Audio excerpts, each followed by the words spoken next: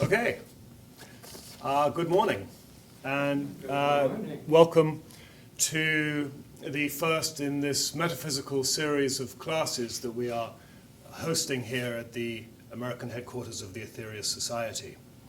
And because we're doing this live streamed online, I should and will also say good morning to anyone who's joining us on the west coast of the United States and Canada.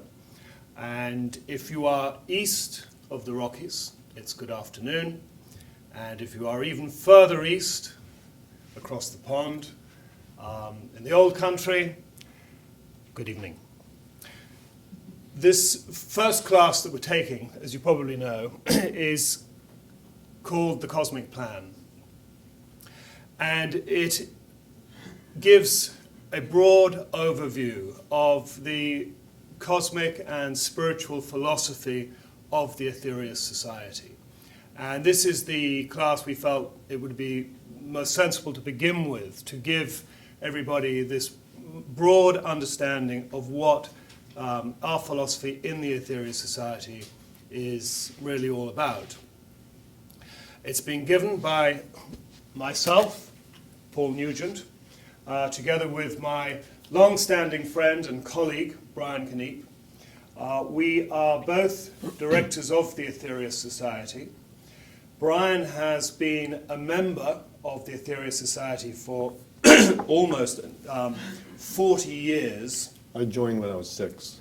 Yeah, well, I was going to say, he was. I think you were in your late teens, in point of fact. I think he was in his late teens. But Brian discovered this when he was a med student at the university.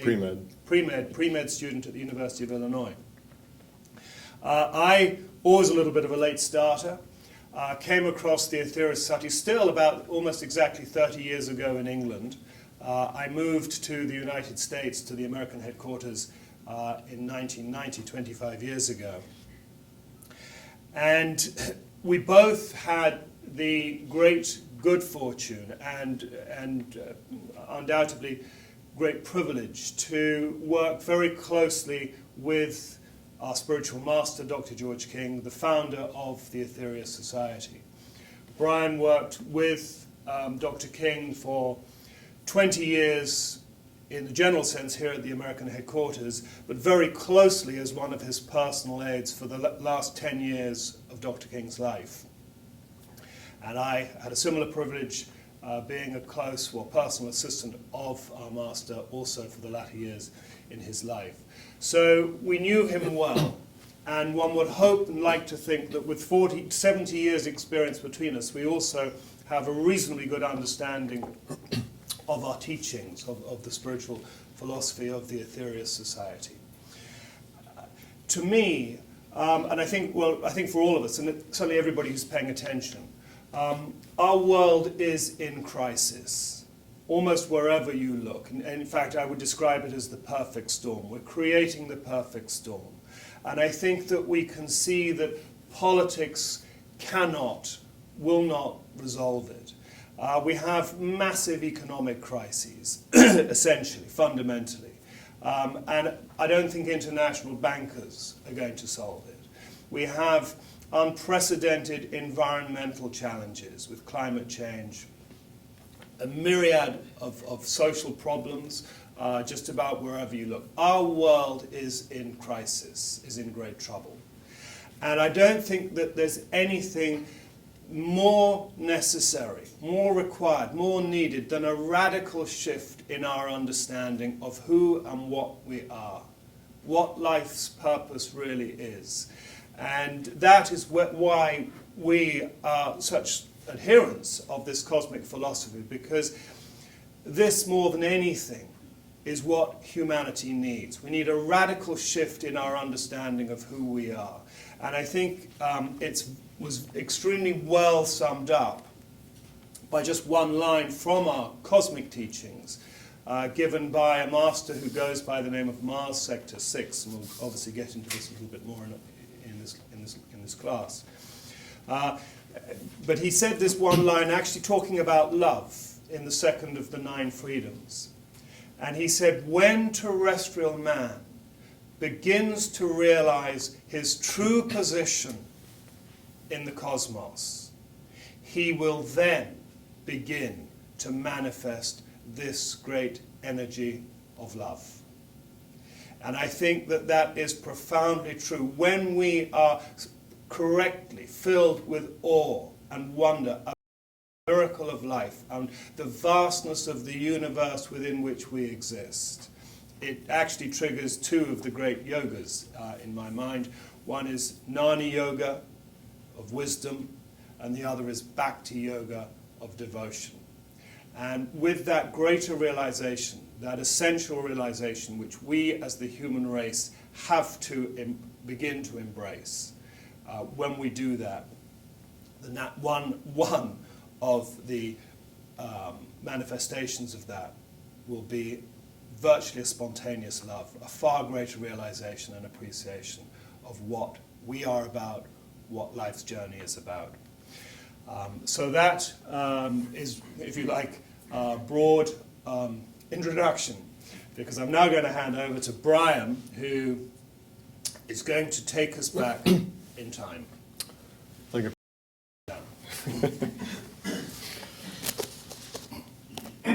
Paul mentioned that people who are aware today know that the things are happening. It's a perfect storm. A lot of change is afoot, shall we say. And in my study of this subject and listening to some of the extracts that you'll listen to, our master opened my eyes to a particular individual called Omar Khayyam, which I had not heard of before. And the master will relay later on, but I found another of his quotes which is good to start. And he stated, and he lived around 1000 AD in near Persia, quote, "When I want to understand what is happening today or try to decide what will happen tomorrow, I look back." And that's really what we're going to be doing today, is we're going to be looking back and understand the horrible history of mankind and understand the great cosmic plan that has been created to guide us into the future. And that will help us understand why we're in the situation we are on Earth today and what best to do about it. But the cosmic plan is, first of all, you might wonder, what is a cosmic plan and why does one need a cosmic plan? Because basically the cosmic plan, its full name is the Cosmic Plan for the Salvation and Enlightenment of Mankind. Because everything in the universe, of course, is one, and it's all moving back towards conscious oneness with the Absolute. And you would think that that would be a natural process. Why would you need to have a plan to do this natural evolution, progression back towards the source of all things? And I think probably normally you don't need a plan. But because of what mankind, our civilization has done in the past, we desperately need a plan. And this plan has been formed by great beings above us in evolutionary status, the cosmic masters. And they have formulated this plan starting back 18,800,000 years ago. And that's really where we have to go back to understand why we're in this situation that we find ourselves on Earth today. And if you go back 18,800,000 years ago, our civilization was existing on a different planet in the solar system. Some call it Maldek. And this was in between Jupiter and Mars. And we were at about a somewhat similar stage of evolution as we are today. In fact, we were a little bit further evolved back then than we are today. So you can start to understand why we need a plan. Because 18 million years have gone by, and we're still struggling with the same problems. But back then, we had a greater control of the weather than we have now. We had rudimentary forms of space travel. We were a very mechanized race. And so a lot of people on the physical plane back then had it fairly easy. They had a lot of spare time, like some portion of the population today, but of course most don't have it that good in these days. But back then, people also got somewhat lazy, as you can imagine people might do today if you had a lot of spare time on your hands and all of your needs were met.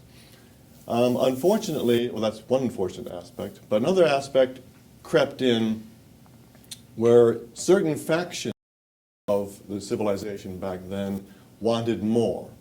They wanted power over others. They wanted to control. And of course, we're quite knowledgeable about this kind of personality trait. And again, the scientists back then discovered the atomic bomb. They discovered how to split the nucleus of an atom much more completely than we are able to today. It's another aspect of how they were more evolved in some ways back then. And sure enough, when you have warring factions wanting control, you're going to end up with war. And that happened, and atomic bombs were exchanged and exploded, and not only did we destroy ourselves, but we destroyed the planet upon which we lived. And this is really the key to the situation we're in. Because a planet is a very evolved God. It's an evolved, sentient being, far more evolved than mankind by millions and millions and millions of lives. And this God holds itself back to give humans an experience cycle, a space sanctuary, as it were. And when you destroy this great God who's taking care of you, it's a terrible thing. You demonstrate that you are not going the right direction, obviously. And so you have a tremendous amount of karma to teach you where you went wrong. And it makes your life incredibly difficult for a long time as you go through learning the lesson of how wrong you were to destroy this God. And that's what happened 18,800,000 years ago. We destroyed our own planet. And of course the problem is we had to go somewhere. We couldn't just exist in the ethers and not have a planet to grow on because of our level of evolution. But even back then, all the planets in the solar system were inhabited. And so some were not able to take on another race because the race that was on these different planets were so evolved, doing very specialized things that they couldn't just take on another race. And when you think about race, on the surface of the planet, we have about 6 or 7 billion people now. But that doesn't include the other realms. And we don't know exactly how many, but figure at least 30 or 40 or 50 billion people are on this planet in the different realms. It's a tremendous number of souls. And so to take that many souls and move it onto a planet, it's a very big deal. It's a big problem. First of all, they had to find a planet that could accept 50+ billion life streams. And they approached the Mother Earth, who did have an evolved race of people living on her. They were called Adamic man. But they approached the Mother Earth and asked if she'd be willing to take mankind, take these group of people that had just destroyed a planet, and asked her, would you be willing to take this group of backward people that just did this horrendous crime? And of course she would have known that this would have held her back, because she would have known how long it would take for this group of people, this group of souls, to evolve back to a situation where they could then move on off the planet. So she would have known that. And despite that, she agreed to accept mankind to live on her back. Likewise, they approached Adamic man and asked if they would be willing to, number one, help mankind in the long, tedious incarnation process onto Earth, and then, after that had been completed, if they would then leave. And they also agreed to this. And so these are the two main permissions, shall we say, that had to take place prior to this great move. But there are other tremendous beings who were involved in this. And I'd like to play over an extract from Dr. King on the cosmic plan, given, interestingly enough, on July 7th, 1964, a day before the primary initiation of Earth, which we'll get to in a minute. But this is a fairly short extract, and it talks a little bit about what had to take place prior to this great incarnation of mankind onto the Mother Earth.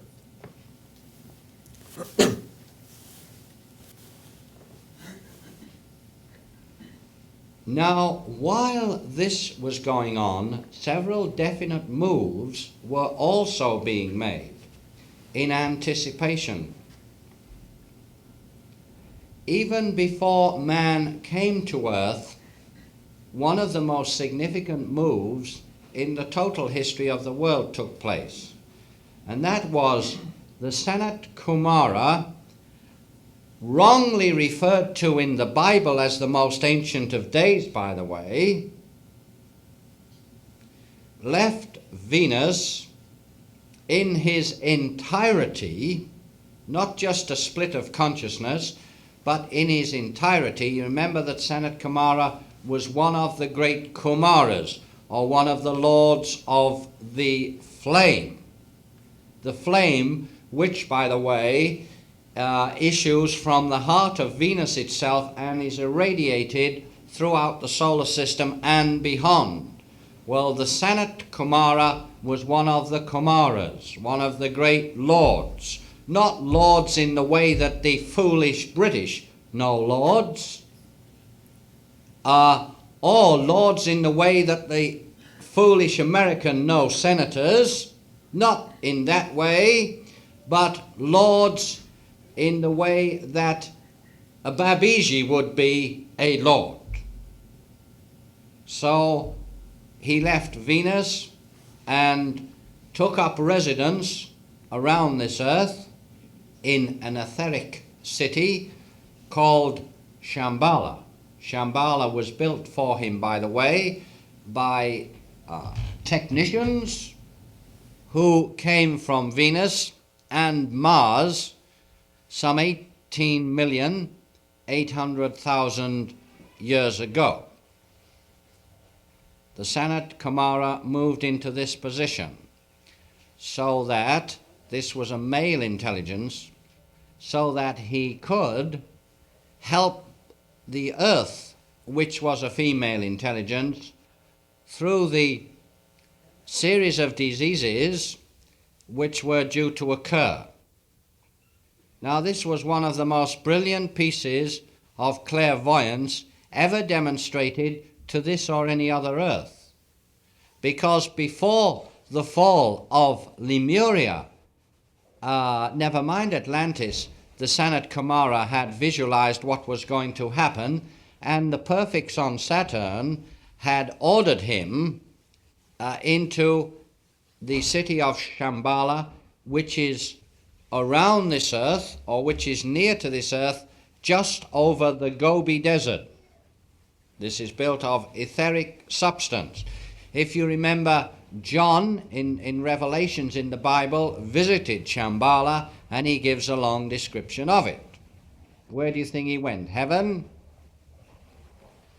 No, he went to Shambala, and he gives quite a long description. In fact, the whole of Revelations are to do with Shambala, the people he met on Shambala, and the Sanat Kumara. Now, the Sanat visualized the two more falls. There's a question mark there. Is it to be three more falls? But definitely two more falls of man. So he moved into this position. He did this in order to manipulate the karmic law. And it was a brilliant move, because had it not been made, the life streams would never have been allowed back on this earth after the fall of Lemuria. Never mind Atlantis. Someone down the line had to manipulate karma. by taking upon his shoulders certain karma. And the Sanat did this. You know, if you are wise people, any of you, you will go home tonight and you will thank God. You will thank God that the Sanat Kumara made this move on your behalf and on the behalf of all men. Because he allowed you, by making this move, by vacating his wondrous position on Venus and coming into the pigsty of earth, he helped a condition so much that you could come back and gain further experience in this classroom. Because heaven only knows where you would have gone had he not done this.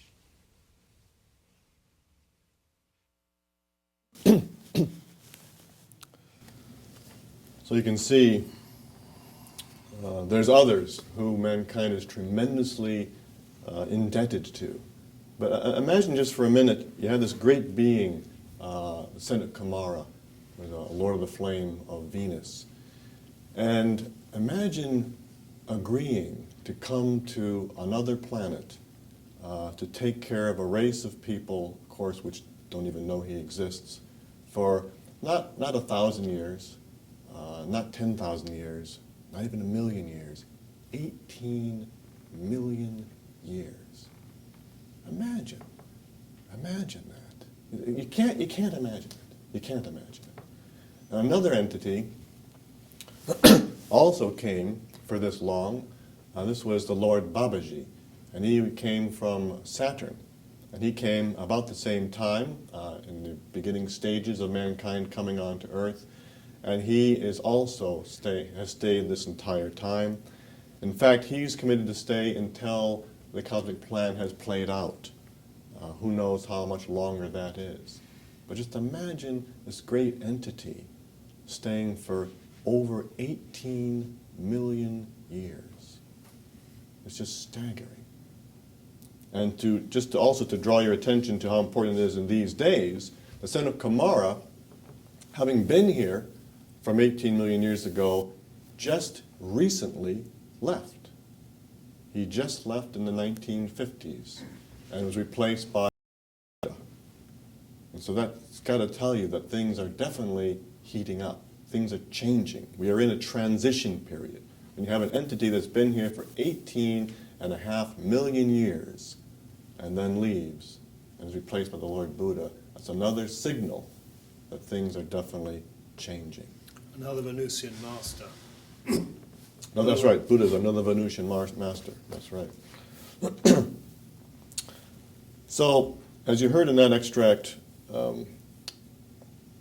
it took millions of years for mankind to be reborn and go through just tremendous amount of suffering and relearning again, reforming bodies, reformulating the mind, just all the evolutionary process you need to do to get back to building a civilization like we are in today and like existed back in Maldek. It took millions of years being helped by the Sanat Kumara, by the Lord Babaji, and Adamic man, and eventually built up this other civilization called Lemuria. And Lemuria, we understand, was actually more evolved than Maldek, and of course more evolved than today. In fact, they had communication with the masters on Mars and Venus. They also had control of the weather. But again, the same fault crept back in, the same disease crept back into the civilization, certain aspects of the civilization, and different people wanted to control. They wanted power. And again, the scientists discovered the nuclear secrets, and again they discovered how to create atomic bombs, and tragically, so tragically, again we destroyed ourselves a second time. And fortunately we did not destroy the planet. We did not have the power in the splitting the atom in those days, but we destroyed civilization, and then to cleanse ourselves, the Mother Earth moved us, and it's a form of cleansing, and all mankind was removed from the physical plane. Again, having to go through the same process again, if not millions and hundreds of thousands of years, to reform the civilization, the mind, etc. And you know, it's interesting, I think, hearing these thoughts, and it's new, etc. But it's also good to think a little bit about what it must have been like for the cosmic masters, and especially people like the Lord Babaji, who spent millions of years helping a civilization grow back to this flourishing Lemuria, only to see it destroy themselves again. It's just terrible. Just imagine what the cosmic masters must have been thinking and feeling, realizing there's 30 billion people plus going through this tremendous amount of suffering again. Must have been horrendous. So we did. We destroyed ourselves, and we came back, living through difficulty and reforming ourselves to create another civilization called Atlantis. And Atlantis being much more closer in time, there's a lot more information that you can get in texts and whatnot on Atlantis. We understand that Atlantis kind of flourished around 300,000 or 400,000 years ago, much more recent than Maldek or Lemuria. And you can read things about it in the Ramayana and what's called the Mahabharata and the Ramayana. These are ancient Hindu texts that talk about Atlantis. You can read Plato. He talked a little bit about the remnants of Atlantis about 15 or 20,000 years ago. So there is more information that you can read about this. But again, we came together and we formed a civilization more advanced than Maldek, more advanced than now, similar to Lemuria. Again, we had control over the weather. And in those days we had, well, I'll let Dr. King talk. I'm going to have another extract now where Dr. King talks us a little bit through what happened on Atlantis. And again, this was about 350,000 years ago when it flourished. Oscar?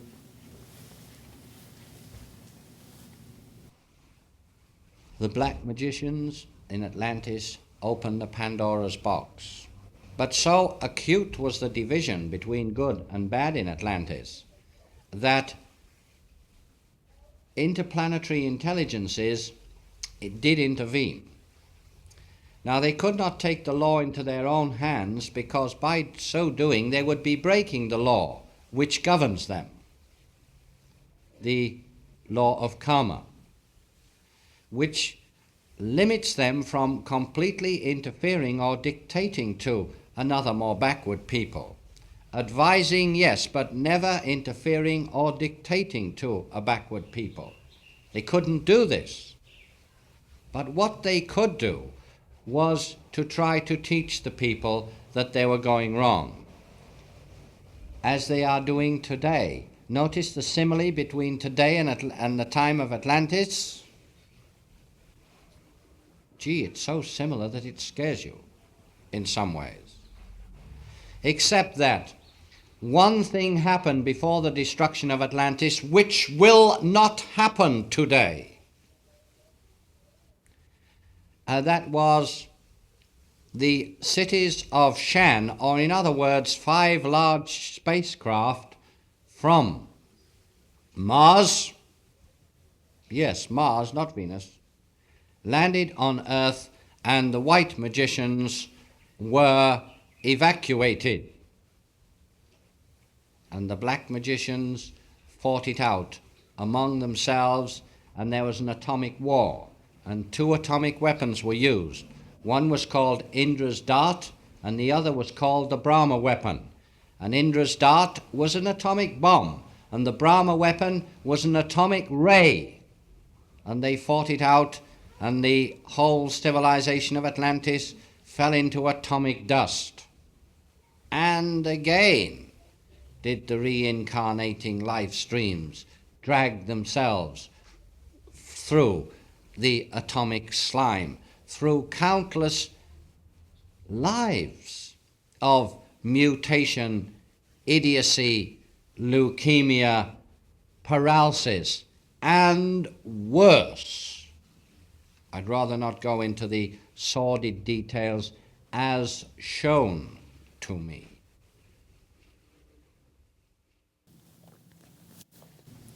I particularly wanted to play that extract for that last line, because you can read things on the internet and you can track down ancient texts and whatnot and extrapolate and think, but here's a master who was able to see in living detail what happened through Maldek, Lemuria, and Atlantis.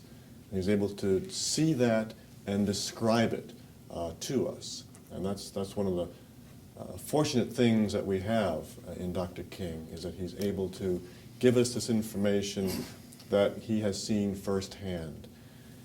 And also editing out the parts, because you can go back and fill in some of those details of the sordid details that he does not want to go into. And you can actually discover some of that stuff, and you're happy that he did edit some of those things out, because it was a horrendous time in our history. And one thing I also wanted to mention, in case people didn't understand, the white magicians and the black magicians, nothing to do with skin color. That's the white magic and black magic. So white magic, of course, is the great constructive, uplifting magic to help people, and black magic is the magic of and hurting people. So that's the difference between that. Now, I wanted to stop here too and just mention that you can go online and get some information to kind of help your left brain figure out these things out. For example, there's recent studies in the subcontinent of India and near Pakistan of two cities, Harappa and Mohenjo-Daro, where they discovered skeletons, ancient petrified skeletons that are still 50 times as radioactive as the skeletons after Hiroshima and Nagasaki. And they can't quite figure that out. So there's all kind of interesting little tidbits that you can find. Another thing that I ordered just for this class especially was this little article right here. Some of you have seen. This is what's called Libyan desert glass. And what this is discovered in the 1930s in Libya, the deserts of Libya, and there's hundreds of miles of glass, 98% pure glass, the purest glass you can find naturally, so-called naturally, on Earth. And many say that the only way you could have that much glass in a desert like that would be an intense explosion, intense heat, which would melt the sand into very pure glass. And some postulated a meteorite, but there's absolutely no indication or remnants of a meteor in that area. Others postulate a nuclear blast from millions of years ago, perhaps Lemuria. And so I find this an interesting little bit. I'll pass it around, see what you get from it. But it's an interesting concept, and I thought it'd be nice to have it on my desk. And you look at it every so often, and you're reminded of what's going on in the big picture. Why are we here? What are we really trying to accomplish? And how important is our part in the cosmic plan? So back to Atlantis. Atlantis, again, flourished 300,000 to 400,000 years ago, and then had another great war, and again, we destroyed ourselves for the third time, second time following Maldek. And remember that great Sanat Kumara said 2, maybe 3 more times, if you remember that. And so here, this brings us to today. And again, we slowly brought ourselves back to a civilization, but the Cosmic Masters, ever desperate to try and prevent the same history from happening, they started to send great avatars, bringing truth and great spiritual wisdom to our world. starting around 3,500 years ago with the great Sri Krishna, who came from Saturn, bringing this beautiful message of love and service and spirituality. And then followed by the Buddha 2,500 years ago, also Lao Tse and Confucius around that time. And then 2,000 years ago, the great Master Jesus. And of course, there are many more. But you can see that they're trying to instruct and teach mankind as we're forming the civilization, to try and inoculate as much truth and spirituality into us as we possibly can absorb, to try and prevent this possible third destruction following Maldek. But, unfortunately, fast forward to 1945, and indeed we had war after war after war before that, but finally the scientists kicked in and discovered the atomic bomb yet again. And for the first time in modern history, the bomb was exploded in 1945, killing tens of thousands of people in Nagasaki and Hiroshima. Interesting to note, too, the designer of the bomb, or one of the key designers of the bomb, Oppenheimer, asked by a student of his what it was like to detonate and explode the first atomic bomb. He said, the first atomic bomb in modern history. So he knew from his study of the Sanskrit text that this was not the first atomic bomb, but just the first atomic bomb in modern times. He also said, of course, quoting from the Bhagavad Gita, after he realized that his creation had caused this great murder, he said, I am death, destroyer of worlds. So he knew what he had done. So something had to be done. Clearly we were moving again in this direction to destroy ourselves even again. And within 2 years after 1945, the number of UFOs tremendously increased. There were hundreds. Before that, just the odd UFO here and there. But after 1945, hundreds were sighted. So much so that the term flying saucer was coined by Kenneth Arnold up there in Seattle area, near Mount Rainier. So it was a tremendous influx of activity of the cosmic masters trying to do what they could to prevent this destruction of ourselves. And just to illustrate how close it was getting, you've heard other illustrations, I'm sure, about the Cuban Missile Crisis and whatnot. But as far as the bomb, America tested a bomb in February 1954 using lithium, lithium-6 and lithium-7 isotopes of lithium, which they hadn't used before. And this particular one they set off in the South Pacific, the Bikini Atolls. It was predicted to be exploded at a 6 megaton strength. It ended up, when it actually went off, it was 15 megatons, over 2.5 times as large as they had thought it was going to be. They also mispredicted the weather. And so there's a tremendous amount of radioactivity went out and infected, irradiated many people of the islands down there. It killed some, infected, radiated a lot of the Navy personnel on the different ships, and there was a tremendous uproar. So it just shows that we were getting to the point where we were losing control of what we were experimenting with. And shortly after that, Russia set off what they call the Tsar Bomba, 50 megatons. 50, the largest bomb ever detonated in modern times on Earth. 50 megatons. It was so large, the mushroom cloud went 40 miles high, 7 times the height of Mount Everest. It was just humongous. It went beyond the stratosphere, the mushroom cloud. Imagine the radiation, what we're doing to our environment. It was, it caused instantaneous third-degree burns nearly 100 miles away. The power of this bomb. It was horrendous. It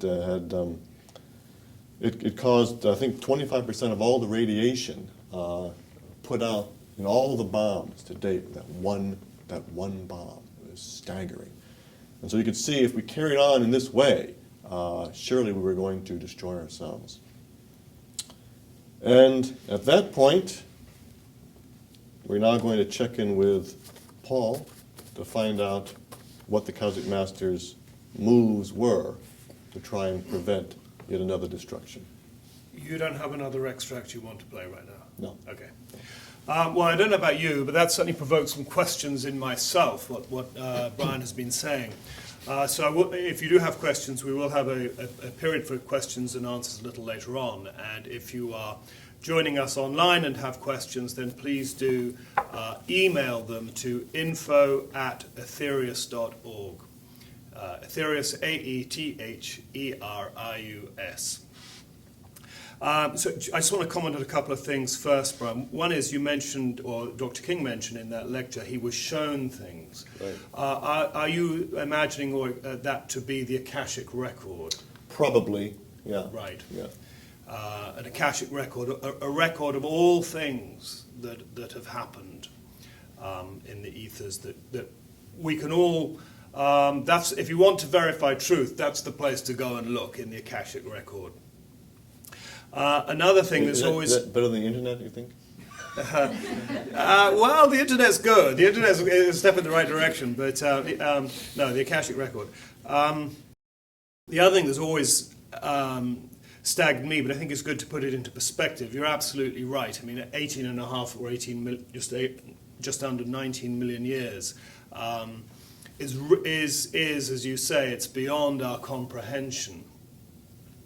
But several years ago, I sort of worked out, and my math may not be exactly correct, I will admit that, but if we assume that the Earth is 3.5 billion years old, roughly, and if you liken that 3.5 billion years to a 24-hour day, then 18 odd million years is actually just the last 7 minutes. So in retrospect of the whole history of this Earth, it is a fairly short period of time. And you know, when we think of that, I mean, just as at this present stage in our evolution, we have a very limited concept of time, we also have a very limited concept of space.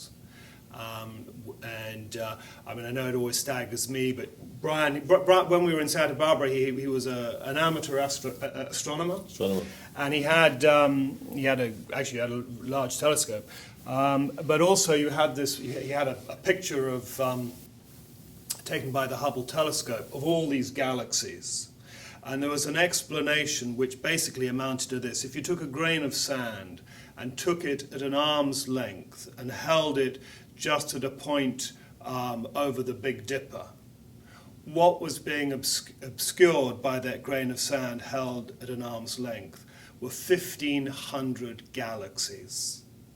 So, you know, here we are at this incredibly limited point in our own evolution. We don't have a clue, which is why it's so valuable, so precious to have masters coming to this earth, and Dr. George King, who is able to look into Akashic records and remind us of what we really are about, which really, I suppose, picks up in terms of what happened next, what happened in that period, 1940s, 1950s. And we heard earlier on the tremendous clairvoyance of the Sanat Kumara. There's in one of the, in fact, in this book right here, there's a transmission given on September the 23rd, 1967, which begins, "Many centuries ago, the wise ones looked into time, and there they saw apparently inevitable results brought about by the fall of man. They could see, based on our past, based on our history, where we were going and where that would lead." And yet, the Earth, which we'll get to in a moment, as a living being. The more one gets into it, the more, when I say the more one gets into it, the more one gets into spiritual understanding, the more one comes to realize that everything is living. Everything has consciousness. And that includes this Earth, the Mother Earth. She is a living, conscious being. Who herself is on this same journey of going back to the source from which all things came. And when we came to this Earth following the fall of Maldek, as Brian mentioned, it put limitation on the planet. Following the fall of Lemuria, it put greater limitation. In fact, that is when the ionosphere was put up around this Earth, because we had so involved ourselves that we were unable to withstand the natural cosmic rays coming to this Earth, which she herself needed. But we could not, we'd so involved ourselves, we could not withstand.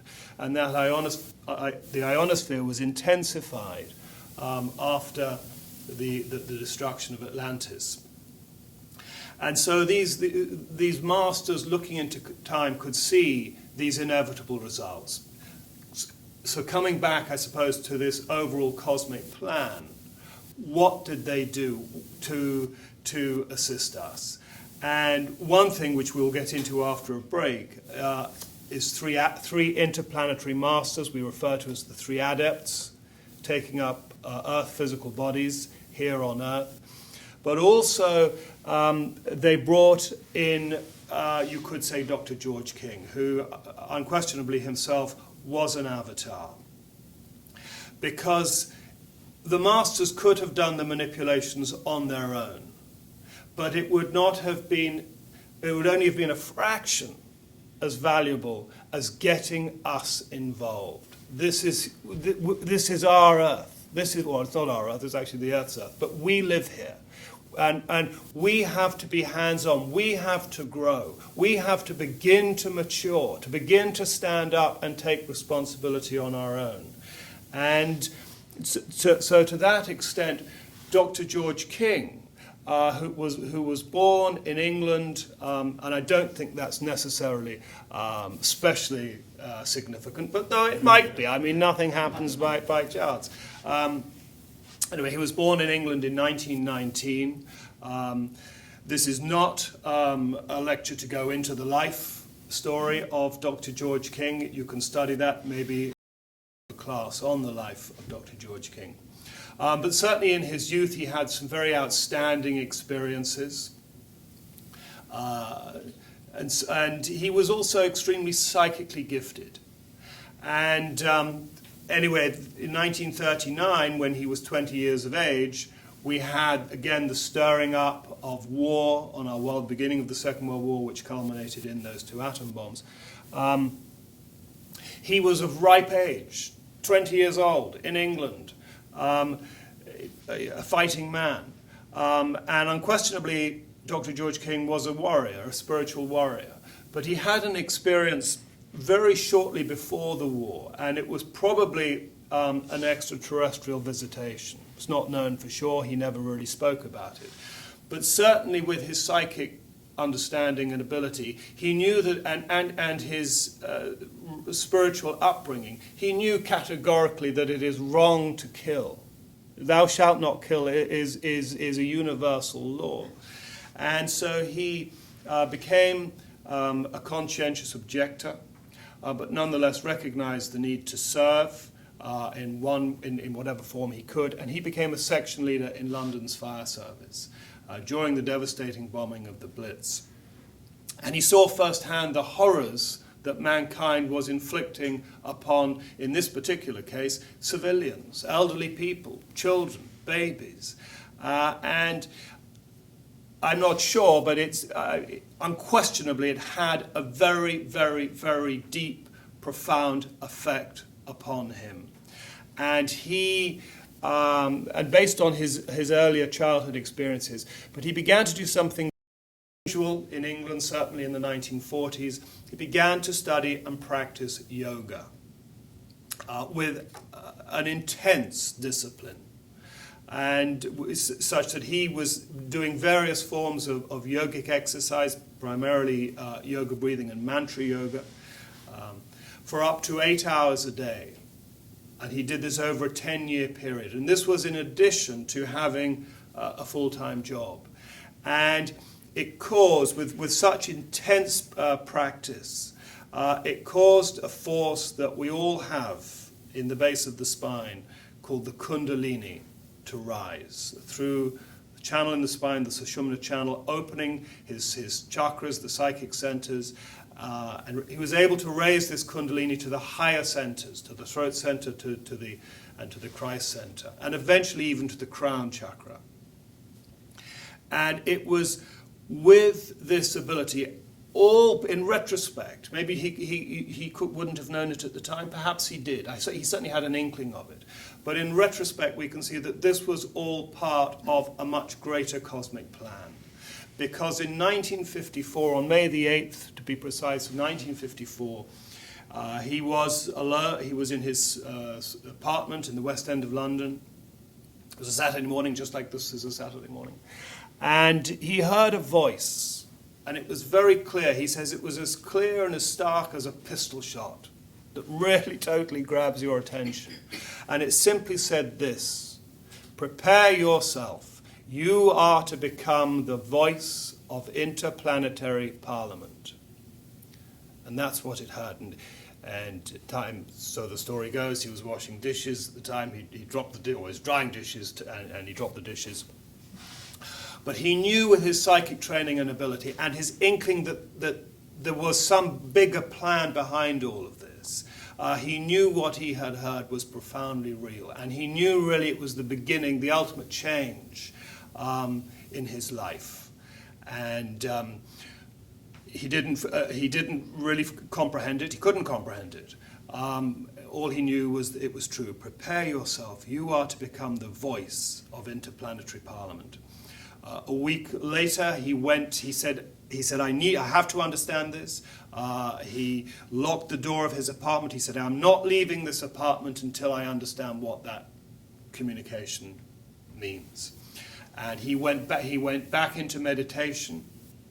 During that time, a yoga master who he recognized walked through his locked door and explained that contact to him and gave him various techniques that would enable him to gain a rapport with interplanetary masters, beings from beyond this earth.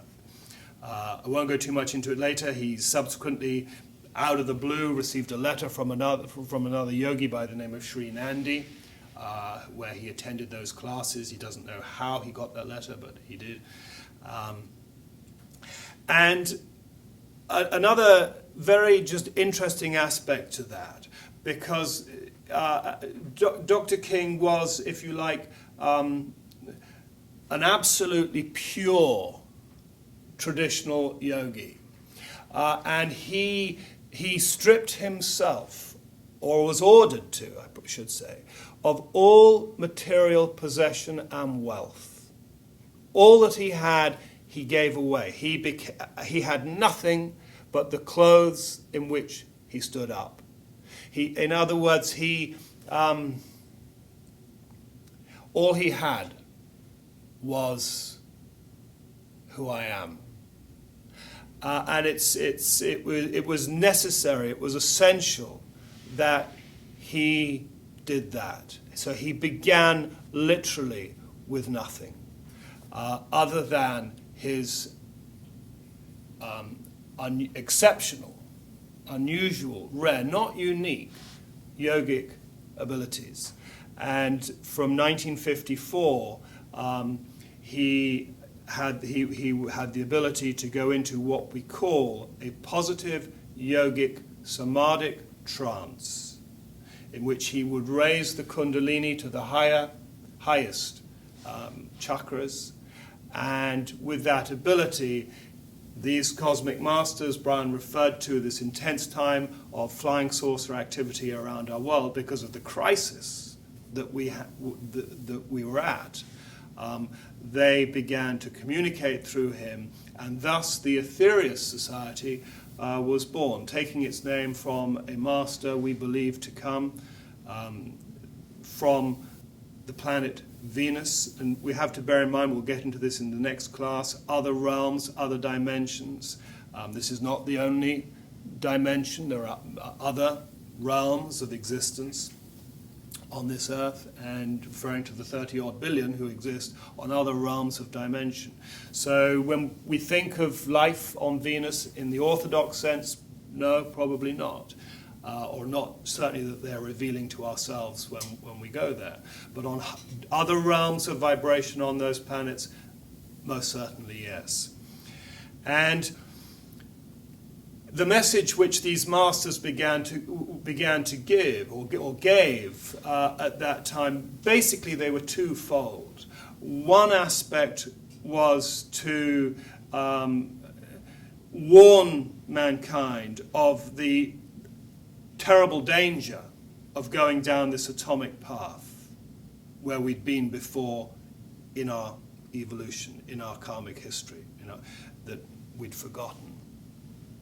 That was one aspect, very strong aspect of their message, certainly in the 1950s, late 1950s and the early 60s. And the other aspect, the other essential aspect of their message was to remind us of our divine heritage as spiritual beings. We have literally a God potential within each and every one of us. The first major series of transmissions that were given were on 12 consecutive Sundays in 1958. It's our belief, certainly in the Aetherius Society, that these teachings were given by the Master Jesus, who we also recognize in the Aetherius Society as a Venusian master, just like the Buddha. Both came from Venus. Again, not a lecture on that, but you only have to think, well, what was the Star of Bethlehem? Because it certainly wasn't a star, which is a sun. They don't hover over stables. So on these 12 consecutive Sundays in 1958, this first outstanding series of cosmic teachings were given to mankind. And it that they were being given, I think, at least 50 years ahead of their originally intended time. But we were a world in crisis. We were in a world of threatening yet again to destroy its civilization. And it's often the 12 blessings are often described as a cosmic extension to Jesus' Sermon on the Mount. And really it is. It's actually, speaking personally, what brought me into the Aetherius Society.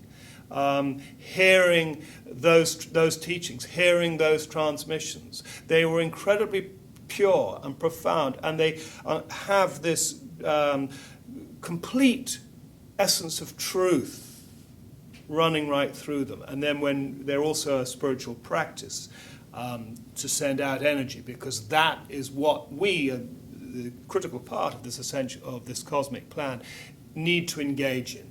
The crisis that we have is a spiritual crisis. And the 12 blessings give us a wonderful way of invoking spiritual energy and bringing it into this world. This is where Dr. King, if you like, was a spiritual warrior. We can all be spiritual warriors through the invocation of white magic, spiritual light. So the 12 blessings were given as an essential spiritual cosmic teaching to humanity in order to move us, shake us out of this limitation and ignorance into which we had once again fallen. And just another fact that I find quite staggering, we think of that nuclear age, and you think we all know, of course, of Hiroshima and Nagasaki in 1945. But absolutely staggering to learn that in 1958, the year in which the 12 blessings were given, the Russians, or the Soviets as they were at the time, and the Americans, primarily Britain and France, were sort of getting in there as well. Does anybody have any idea how many hydrogen bombs and atom bombs were tested in that 1 year, 1958. When I say that, of the size of those bombs dropped over Hiroshima and Nagasaki. Let me tell you, it was the 1,600 bombs, atom bombs and hydrogen bombs, the equivalent of those dropped on Hiroshima and Nagasaki. So we were unquestionably a world that you could say was going insane, and hence all of this flying saucer activity. And in Dr. George King, they had a voice who could communicate the urgency of the madness into which we were falling. And there was also, and this is really the crux of the cosmic plan, an even bigger reason for their appearance at this time. 1958, 1600. I'm just going to mention this because, again, it's absolutely staggering, but it gives context to the whole picture, the crisis that we were in. 4 years later, in 1962, again, primarily the Soviets and the Americans, we tested, and I always find this such a strange, it's like killing whales. How many have you got to kill to do your tests? You know? The equivalent of 12,000. Can you imagine 12,000 Hiroshima and Nagasaki atom bombs being tested in 1 year? That was humanity back then, so hence the urgency of their message.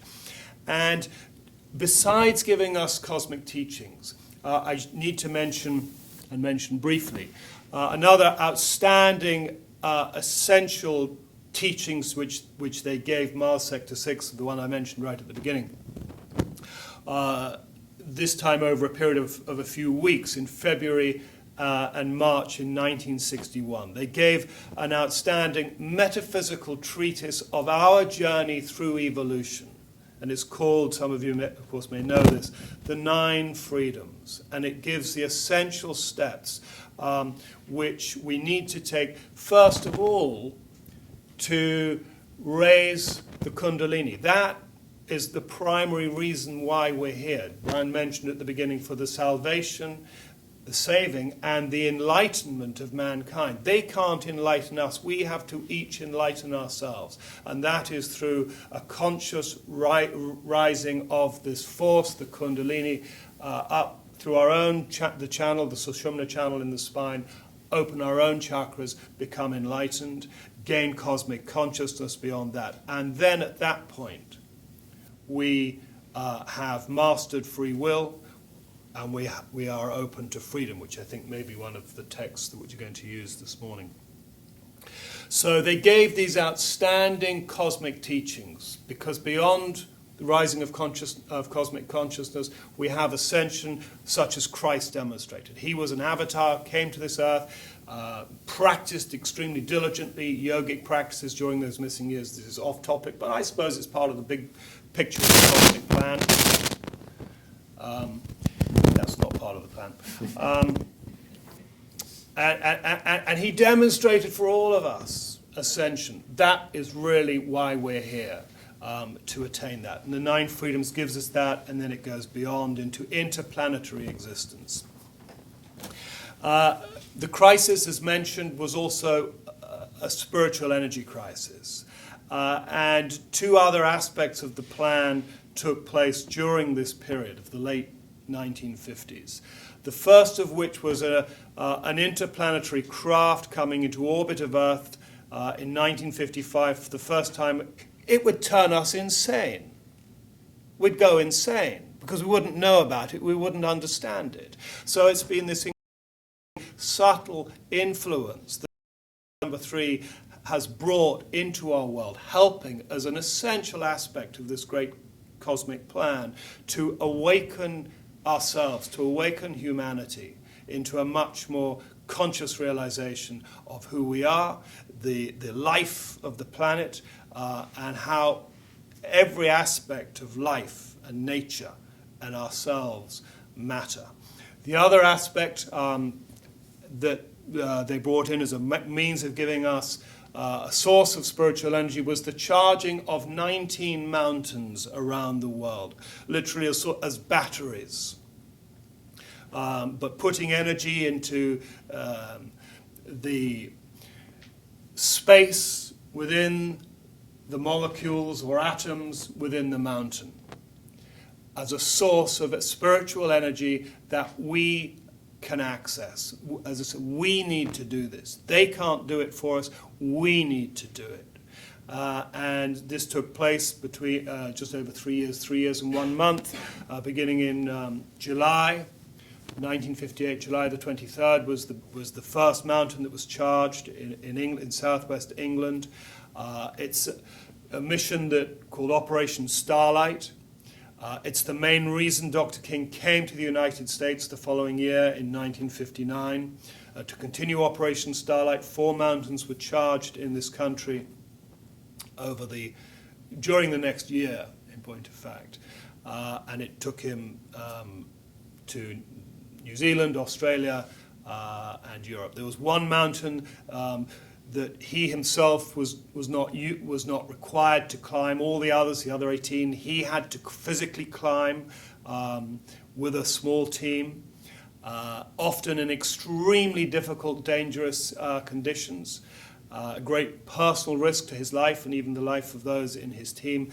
And he would be used as a conduit. You go into this yogic somatic trance and be used as a conduit through whom energy could be sent by an interplanetary master into the mountain itself. As I say, there was one mountain he wasn't required to climb. That's Mount Kilimanjaro, that was where members of the spiritual hierarchy of Earth acted in that capacity.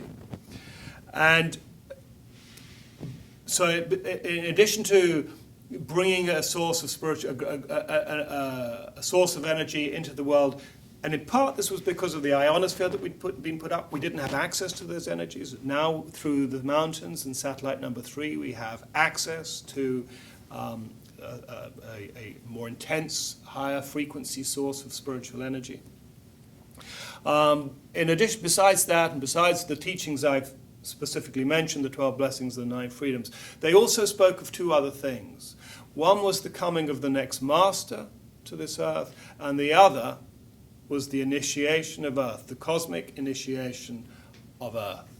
And I remember speaking with one of the founder directors of the Aetherius Society several years ago, Charles Abrahamson, who met Dr. King here in the United States shortly after he arrived in 1959.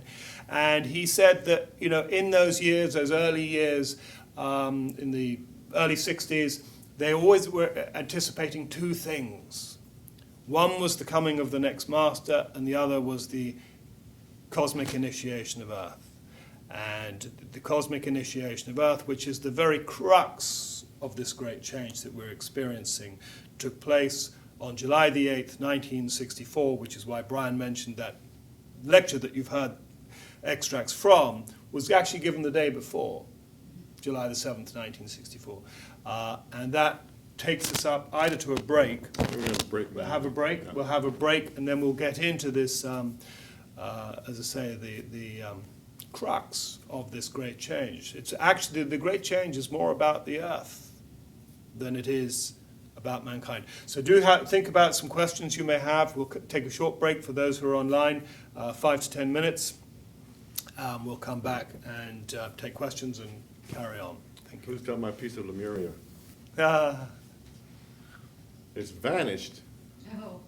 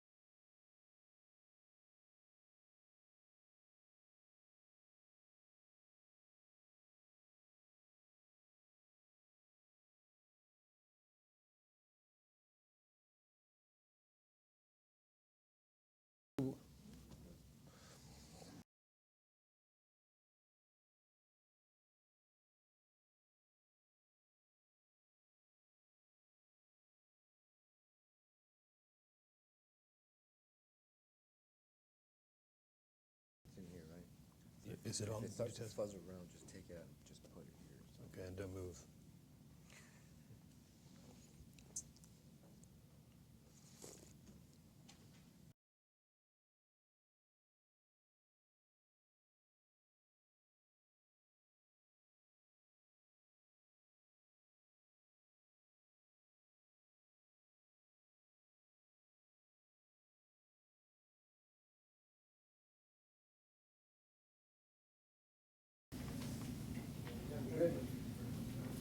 We ready?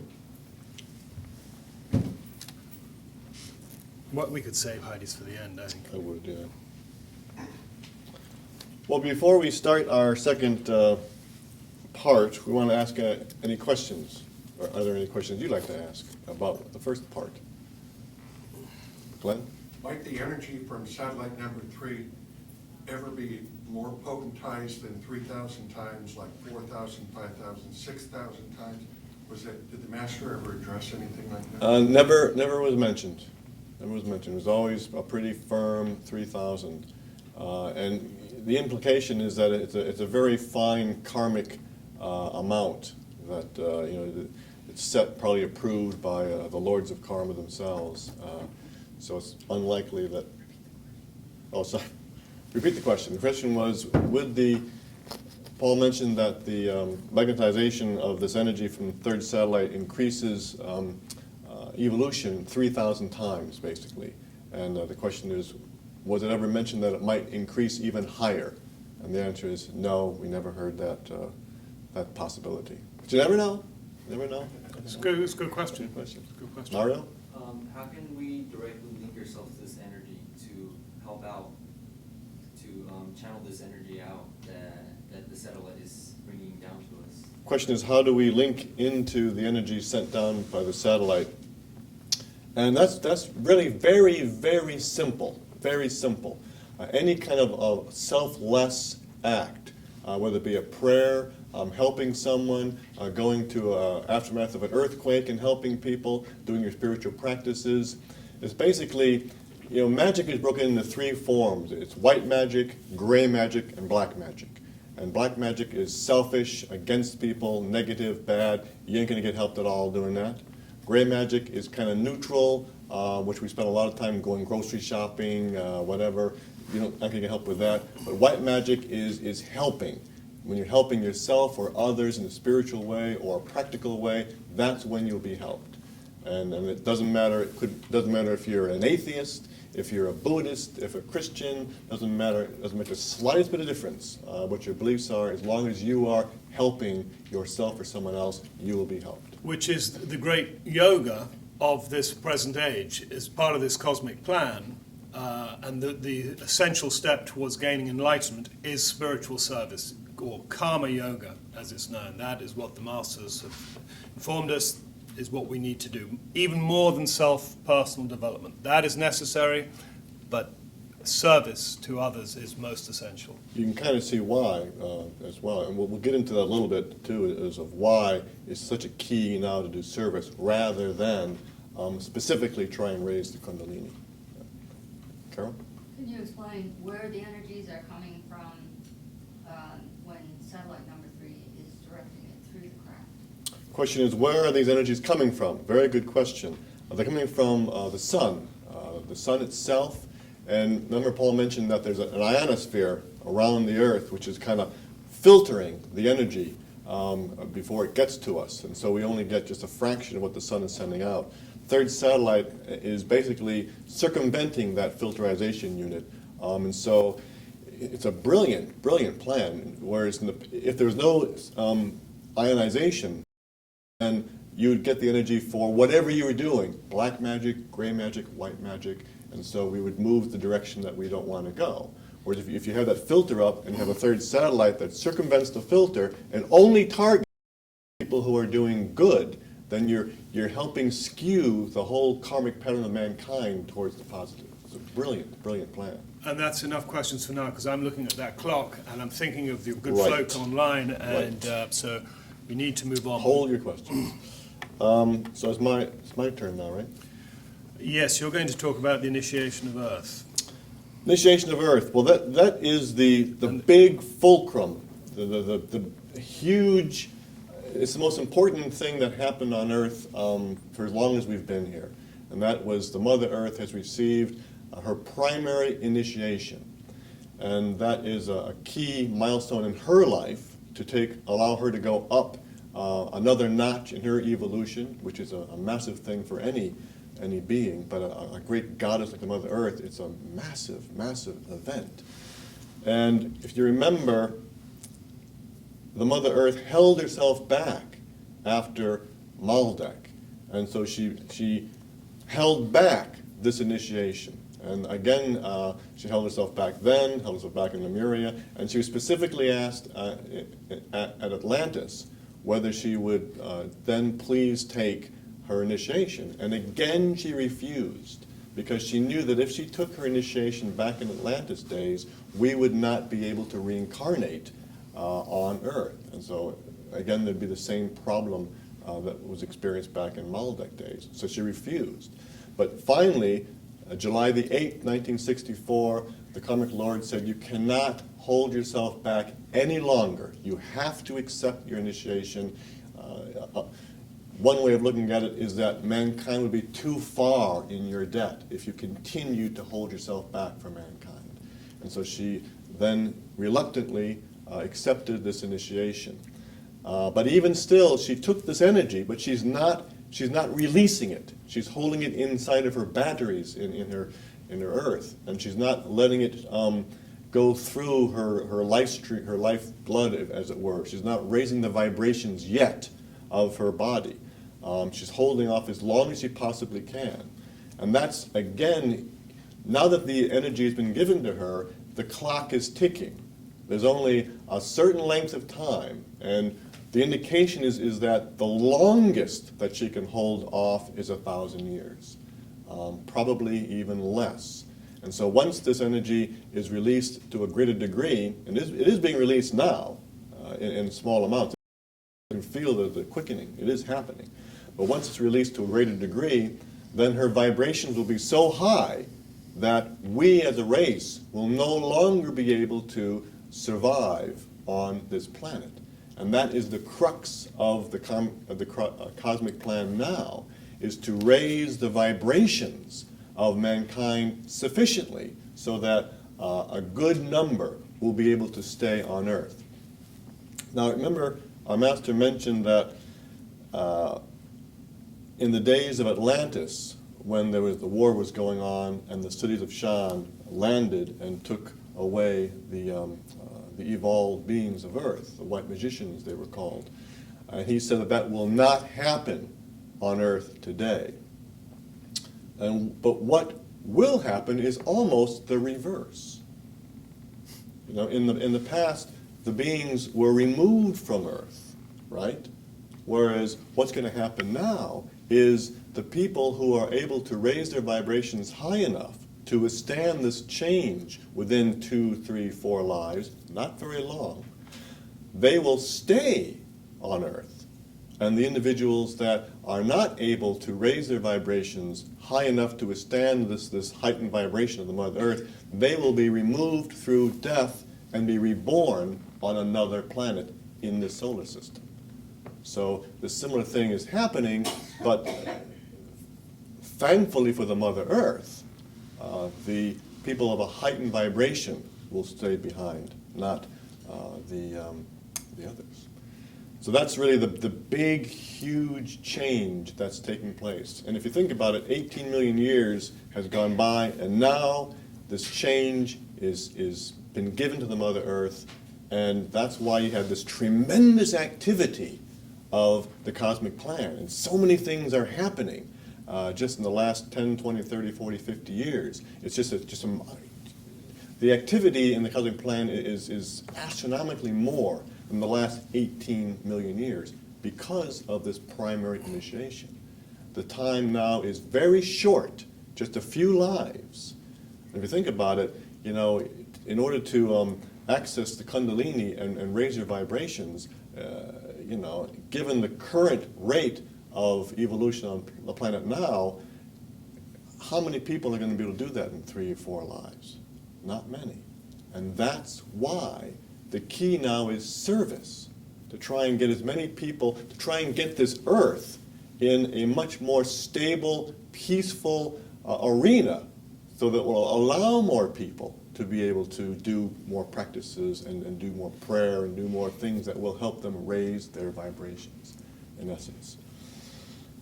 Now I do want to play over one last extract, and this master talks a little bit about this process that is now going to take place. Oscar?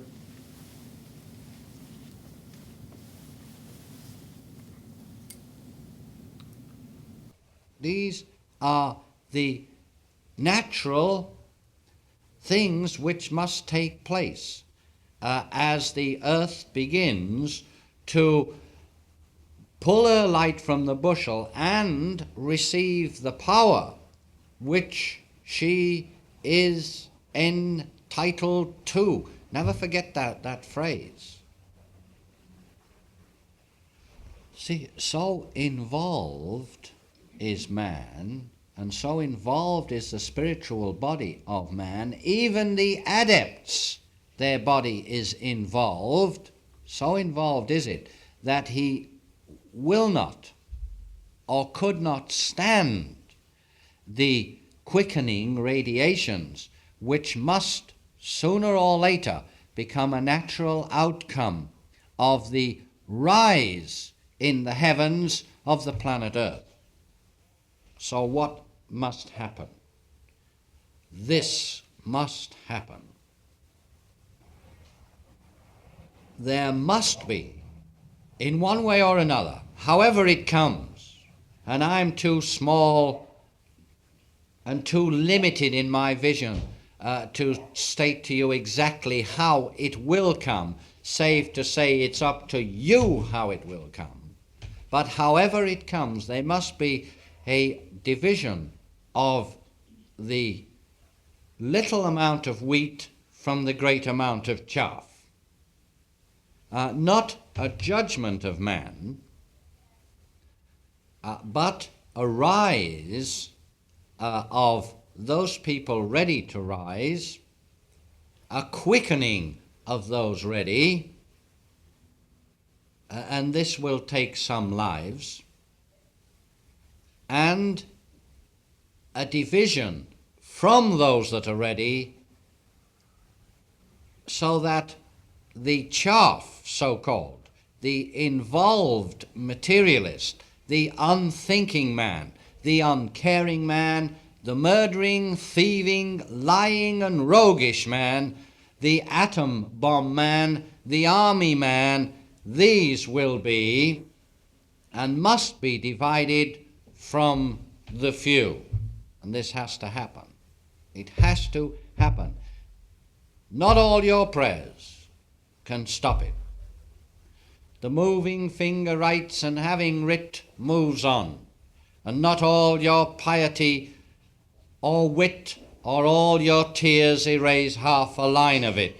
So says Omar Khayyam, and he could have been talking about the movement of the Lords of Karma today. This has to happen. And what then will happen? Life must go on. Man must be given a chance to evolve, no matter how low he has fallen.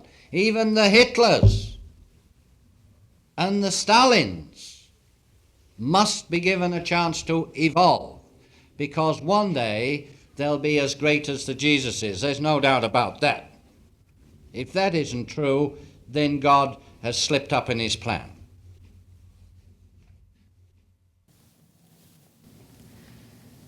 It's great the way he says things, isn't it? So that's what's happening. And the great sorting of the wheat from the chaff. And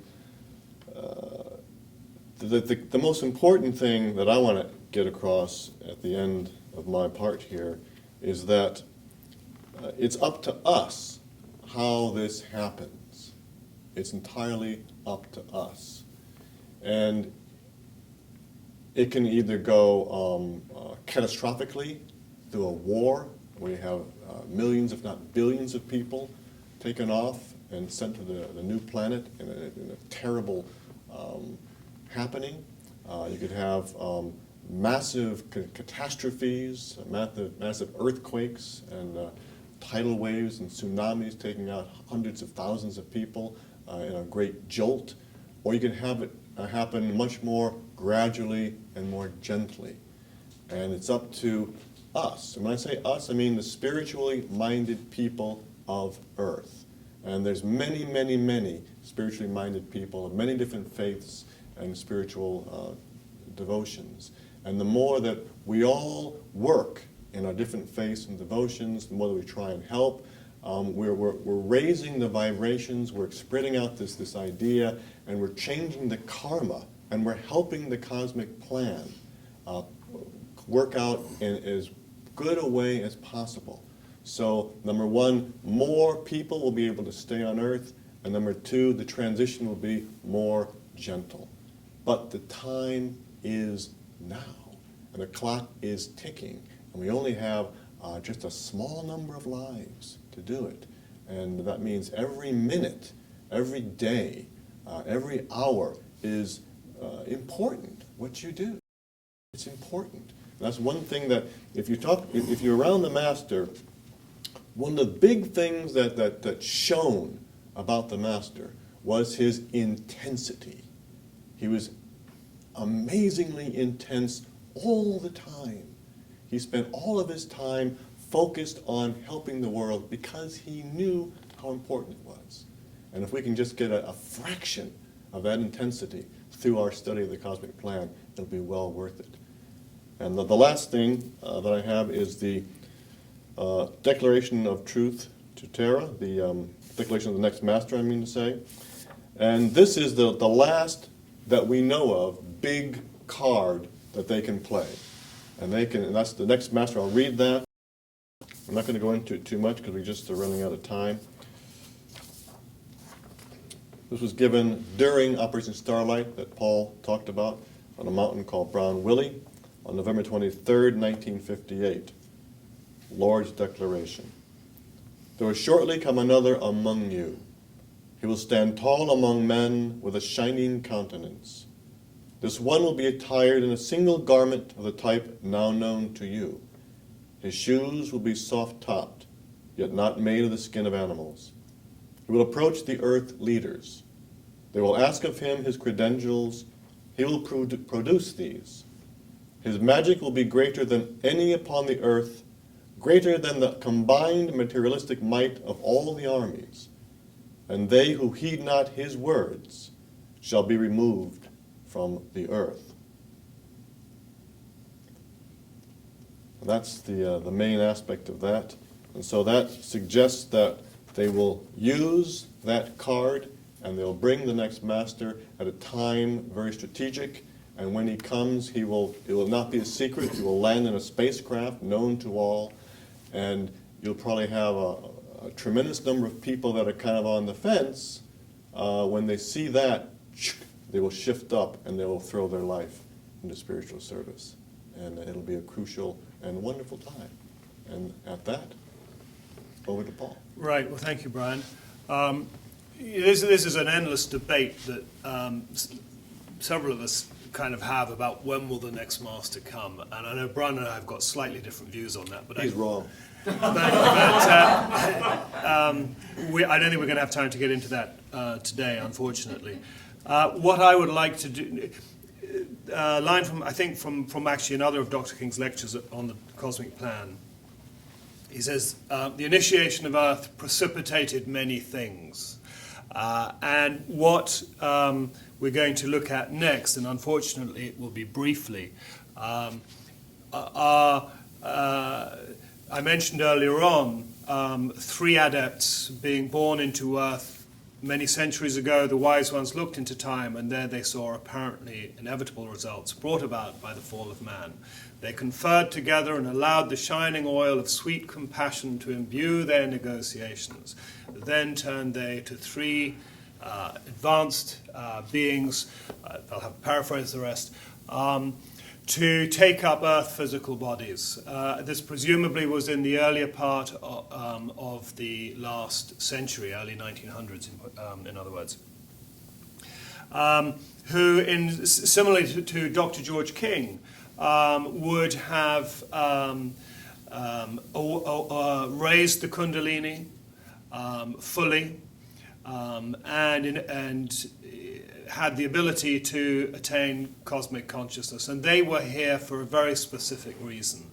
And it is because of what could be foreseen, what was foreseen by the masters as to what would inevitably happen because of the fall of man throughout the millennia, following the initiation of Earth. And that actually specifically is something we call Operation Carmelite. You can see it, and I think a good way to see it is the real and actual Armageddon of our times, as actually written in Revelations, which is interesting, hearing that about John, the Apostle John, who wrote Revelations, being on Shambala. That's interesting. We would say Armageddon's took place in this mission called Operation Carmelite. But before Operation Carmelite, which began on October the 26th, 1967, and there were 24 phases, I'll talk about it a little bit, in a little bit, something else happened. And before I get into that, I would like to roll audio tape and just play, again, another extract of Dr. King, as it were, setting the stage. So if we could just play that one, please, Oscar.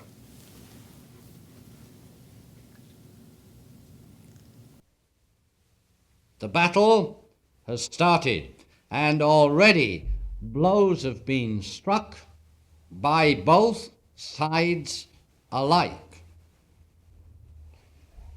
Only it isn't a battle as materialistic man knows a battle. It is a battle on the energy planes. Now, if you were to view this situation, you would see the few from all walks of life, from all countries, Russian, Chinese, Japanese, Americans, British, the few standing firm against the many, because the many are manipulated like so many lead soldiers by the few in the lower astral realms. And this is the correct position of Earth, and this is how you would see it. And whoever tells you otherwise is telling you otherwise because of their own ignorance. And the space people see it this way. Now, they cannot intervene very much more than they have done. Already they've pushed intervention to the absolute maximum by allowing the Sanat Kumara to come to Shambala, by allowing many of their numbers to come forward as teachers throughout the ages. They've pushed intervention to the maximum. They've tried in skillful ways to manipulate karma in such a manner that even more and more intervention could be given to the few. But the pitiful thing about it all is that all intervention is governed by this phrase, as much as karma will allow. Some of you, in certain secret manipulations, have heard the master Aetherius say this, and he says, "This always grieves me." Some of you know what I mean. Certain moves were made. Operation Starlight was performed so that the spiritual few could gain extra energy. Satellite number 3 came into orbit of this Earth so that again the spiritual few could gain extra energy. Other operations, Operation Blue Water, is at the moment being done again so that the spiritual forces of light may gain, directly or indirectly, extra energy when the real battle comes. It hasn't come yet. It's just like one force over the hill and one force here, and they're just throwing a few energy beams at one another yet. They haven't come to grips, not by a long way.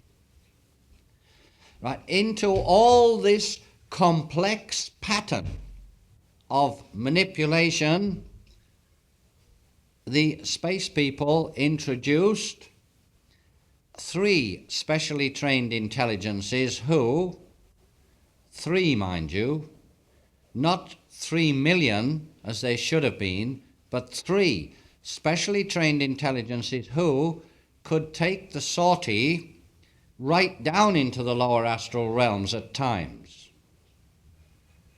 And these 3 specially trained intelligences again are governed by this all-pervasive law of karma, inasmuch that as they are completely and absolutely dependent upon the power you and the likes of you give them. They cannot, or very rarely can they call upon the power which their status could give them. Those are cryptic words put in a cryptic manner purposely for those people to understand who are ready. I'll repeat them. They cannot, only in very, very few incidences can they call upon the power their status will give them or can give them.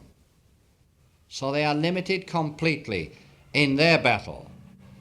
And their job, their main job on Earth, is to take the battle into the lower astral realms. And already many sorties have been done, and much transmutation has been brought about. A great amount of transmutation has been brought about, and some of the lower forces have received quite a jolt on more than one occasion when these sorties have been successful. These 3 intelligences, wherever they might be, somewhere on Earth, have as well suffered greatly.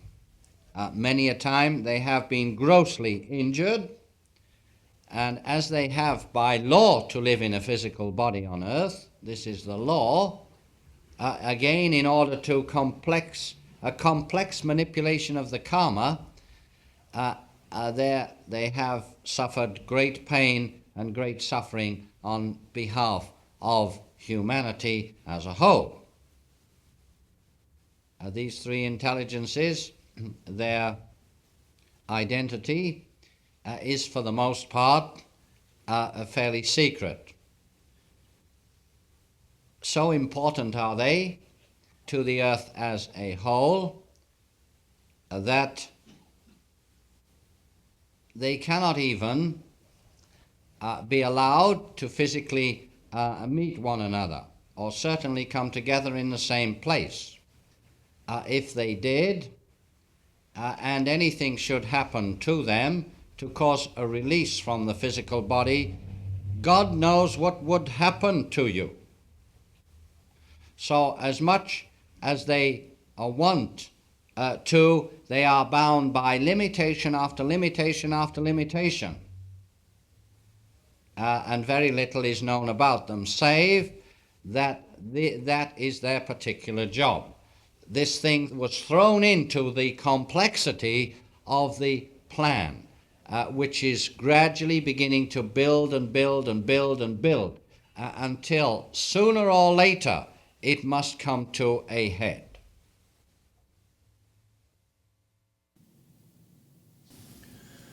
So even George King, this was given in 1964, could foresee, knew about this showdown would take place, and it would take place in the lower astral realms of this Earth. Because, again, coming back to the initiation of Earth, the evolution of the planet, as the Earth goes forward, and as we go forward, or the few who enable themselves to remain on this earth, the lower astral realms will not exist, cannot exist, because the light on this earth will be so overwhelming, the spiritual light, and that will have been transmuted. But so the initiation of earth inevitably stirred up the lower astral realms. And what it stirred up first of all was, believe it or not, an alien android from another galaxy. And you know, I have to say that on the face of it, this sounds like complete and absolute science fiction. Until you analyze it, to take a rational mind to it, and then most especially, if you take the spiritual path through the Ethereal Society, you hear these transmissions. This was fully recorded through Dr. George King while in a positive yogic somatic trance. What I'm talking about here is what is called the alien mission. When these three adepts, and during the alien mission, they were joined by two more adepts, interplanetary masters, didn't have time to go through the life cycle being born as babies. The urgency was greater. Later, actually, it was 6 adepts during the alien mission with other interplanetary help. And they ejected as I say, 27 sorties by these adepts into the lower astral realms. They ejected this alien android. They had it because it was unkillable. This is not a lecture about the alien mission, and we are unfortunately running short of time. But this is an aspect of the cosmic plan, because if the adepts had failed in the alien mission, we would have been totally mentally enslaved.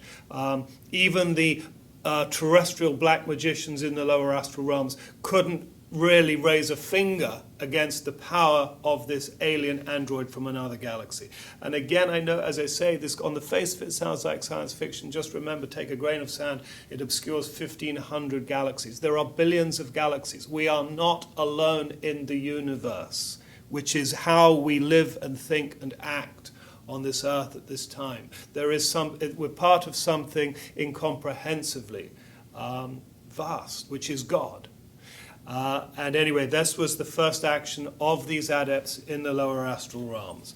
As it took 27 sorties by the adepts, fully recorded through Dr. George King, outstanding commentary by the Master Aetherius, as the action or an aspect of the action was taking place.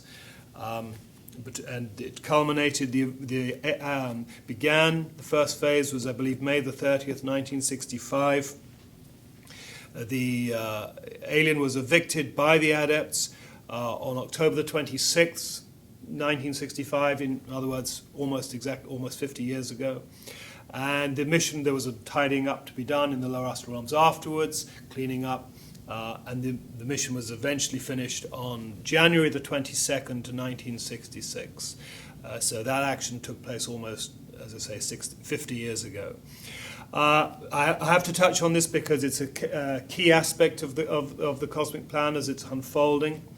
That action of this battle in the lower astral realms was observed by all kinds of other interplanetary beings throughout this galaxy. Watching this action take place, including adepts from a planetary system we know as the planetary system of Gotha, about 35,000 light years from this Earth towards the center of our galaxy. And because these beings on the system of Gotha came under the same attack from the same alien force. And they had a different approach. They were far more evolved than we are on Earth, but they had a different approach. They felt, violence is wrong. We must accept this alien on our system. And there were inverted commas rebels on the system of Gotha who had witnessed this action of the adepts, and they called upon the adepts and said, "Could you come to our system and assist us in our own situation. And the adepts agreed to do that.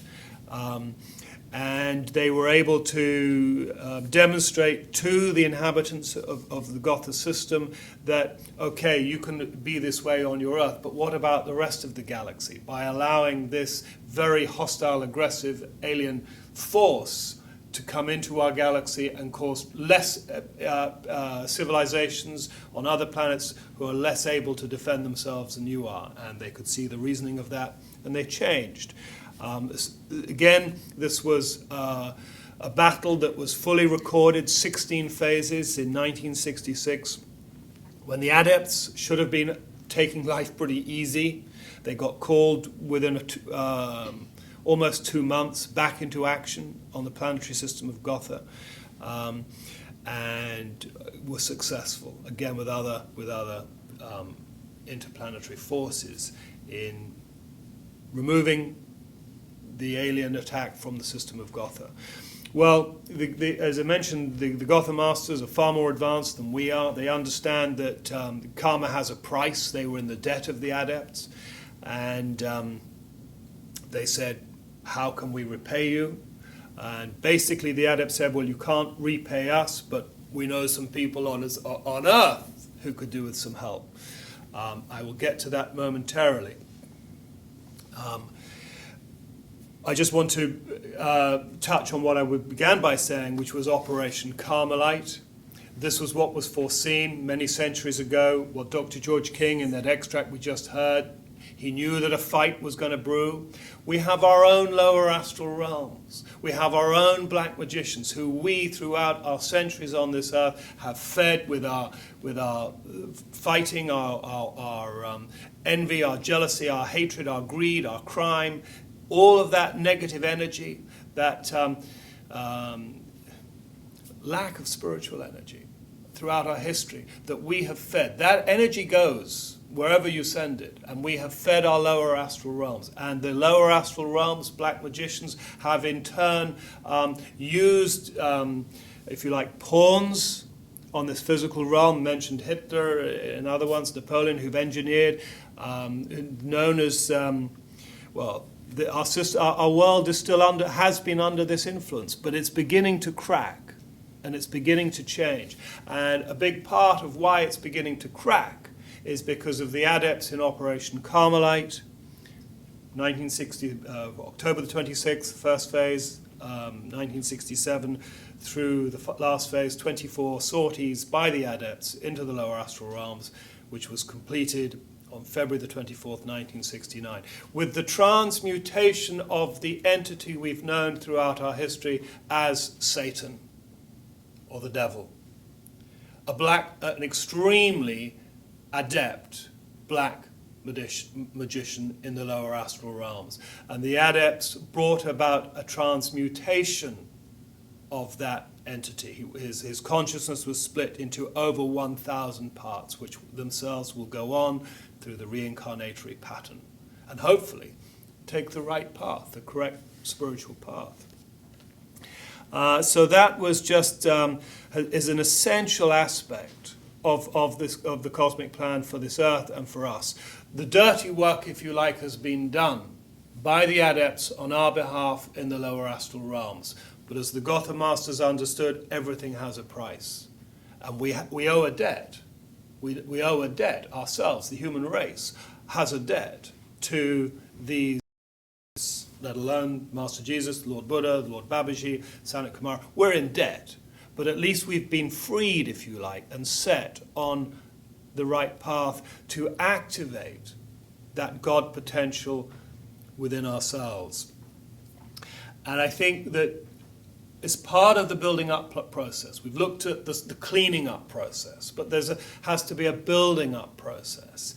And this is, again, where George King was literally a great master in his own right, because he also could he understood the debt that we have, and the principal debt that we have to this earth, who, as Brian has outlined, has sacrificed herself for almost 19 million years and put up with tremendous limitation.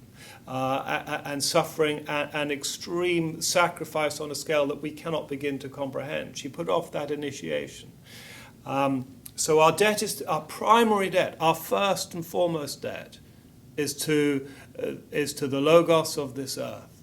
And in 1966, Dr. George King designed a mission, we call it Operation Sunbeam, in which humans, because it's necessary that it's humans, are able to make a token gesture of thankfulness to the Mother Earth.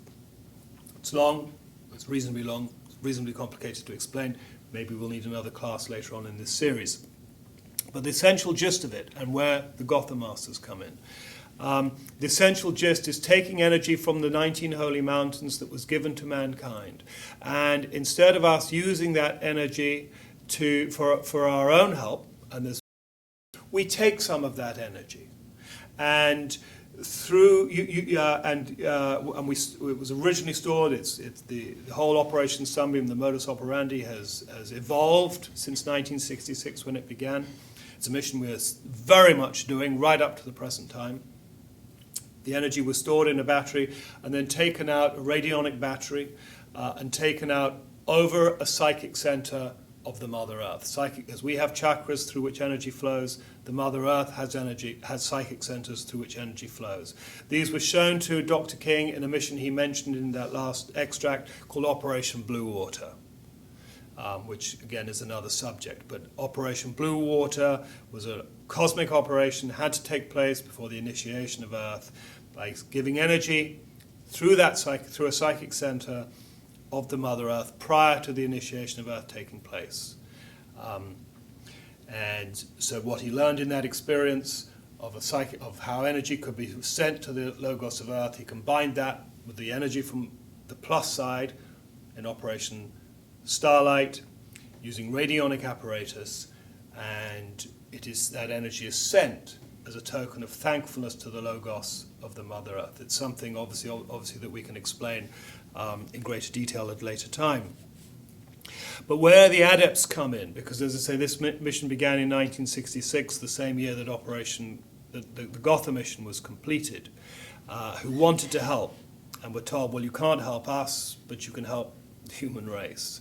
And since 1969, which was when phase 2 of Operation Sunbeam was performed, because Operation Carmelite got in the way, but it was resumed in 1969.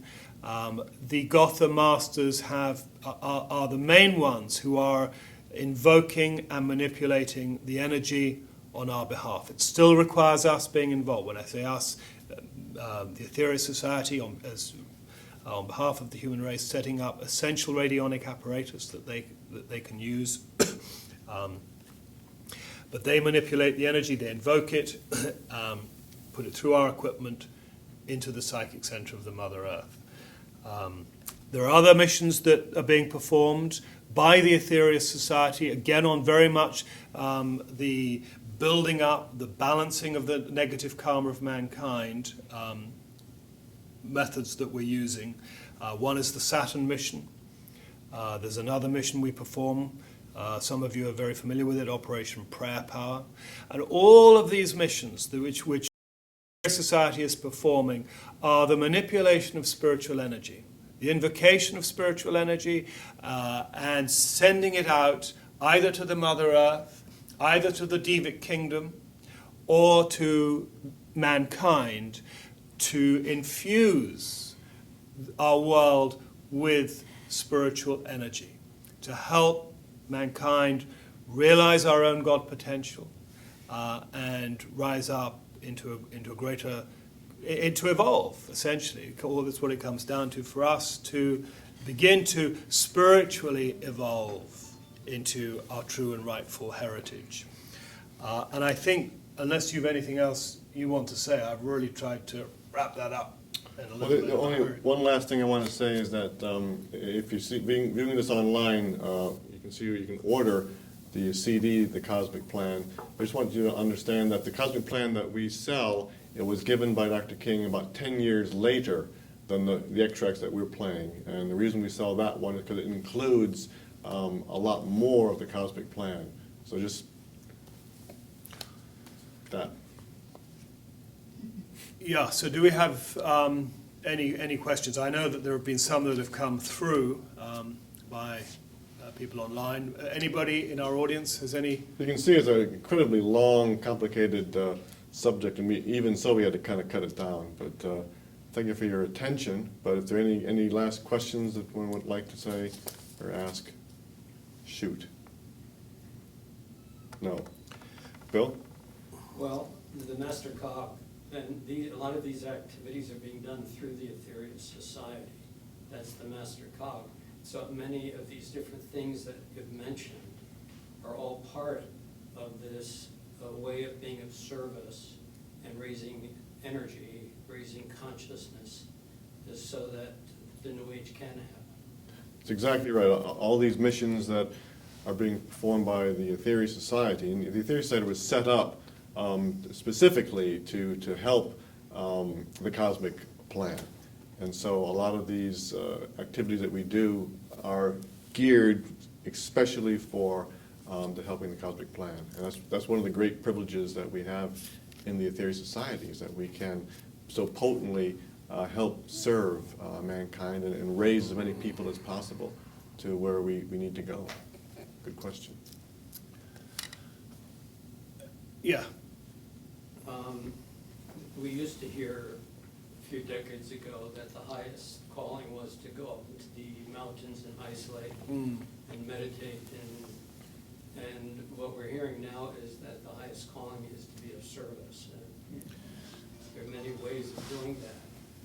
But did I, in a conversation earlier this week, did you mention something about that by being of service, that's the new way of, one of the ways of raising Kundalini? Let me answer that one if you don't mind. That's very kind of you. The question was, in times gone by, 1,000 years ago or so, the teaching was to retreat from the world, go into a mountain cave or somewhere like that, retreat from the world, and do yogic practices to develop oneself. And that is not seemingly what is the case today. And that's absolutely right. That is not the case today. Maybe a very simple way of looking at it is that our world has been, is to a certain extent, like the Titanic. We've hit the rocks. And when you're on the Titanic, it's not to just take care of yourself. And maybe stay in your cabin, just sort of making yourself comfortable. No, we're in danger here. We need to get out. We need to help alert others to the crisis that we face, and help everybody, insofar as we can, to survive, which. Actually, thank you, and coming back to your previous question about the Master Cog and the missions that we do, these missions that we do, particularly Operation Sunbeam, are, I've got a quote here actually from one of the Masters from Gotha given in 1995, which says, without Operation Sunbeam, certain parts of the surface of this planet would be quite different. There would be more upheavals under the oceans, and the tectonic plates would tend to move much more rapidly than they do at the moment, thus causing tremendous upheavals. Operation Sunbeam is saving you from many catastrophes, and when upheavals do happen, the frequency of these are spread out over a much longer period of time. Your Operation Sunbeam is a world saver. This obviously makes Operation Sunbeam today, as in the past, one of the most important missions ever carried out by Earth people on the surface of this planet. In other words, these missions are buying more time, are sort of, life rafts or crafts to help people get off the Titanic and help sort of keep the Titanic afloat, enabling more people to wake up fundamentally, to realize the chaos that we're creating on this world and the ridiculous way in which we're living, almost devoid of spirituality. I mean, we all know it's a horribly materialistic world. Dog eat dog, and it's not how it should be, and this is the whole process that's being reversed. So yes, the missions we are vital, and yes, it is all about helping others. We do have one question from Tucson, Arizona, and that is, from here on out, apart from the coming of the next master, is there anything else mentioned by the masters about the future of mankind related to the cosmic plan? It's a hard question.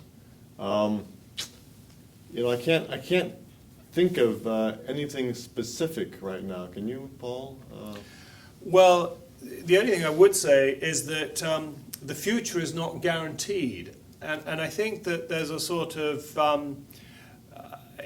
and this came up in an email. On that point, I mean, it's not guaranteed. I mean, the Senator Kumara even foresaw a possible third That's call, right. so it's definitely not guaranteed. That's right. Ignorance is not bliss. And we sort of ridiculously think that everything's going to be fine and everything's going to work out and everything's going to be okay. And I don't think that is necessarily the truth.